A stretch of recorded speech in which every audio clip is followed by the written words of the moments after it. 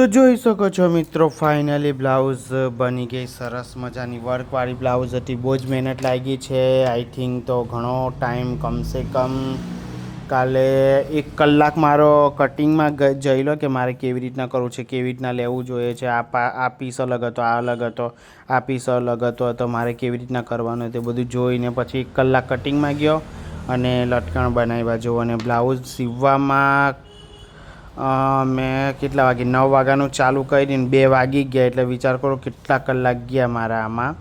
તો 9, 10, 11, 12, 1, 2 અને કટિંગ ચાલુ કર્યું એટલે 6, 1, 2, 3, 4, 5, 6, 7, 7-8 કલાક થઈ ગયા.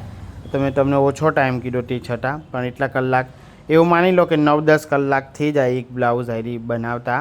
પણ તમે બહુ ઉતાવળ કરો તો એટલા બધો નહીં થાય. પણ કેમ કે આ પેટર્ન મોતીવાળી હતી ને એટલે મને થોડું એમાં વધારે ટાઈમ જતો રહ્યો. બાકી એટલો બધો ટાઈમ નહીં જાય, થઈ જાય હવે કોઈક વખત એટલો. તો આ બ્લાઉઝ તમને ગમી હોય તો લાઇક, શેર, સબસ્ક્રાઈબ કરવાનું ભૂલતા નહીં. જોઈ શકો છો સરસ મજાની બ્લાઉઝ બની છે.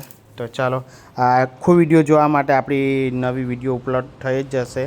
તો તમે એમાં જોઈ લેજો કે મેં બહુ મહેનત કરીને બનાવી છે આ બ્લાઉઝ. એક પાર્ટ બનાવીને દેખાડ્યો છે, એટલે કેવી રીતના સીવવાનું નહીં પણ ડાયરેક્ટ દેખાડ્યું છે, તમે જોઈ લેજો.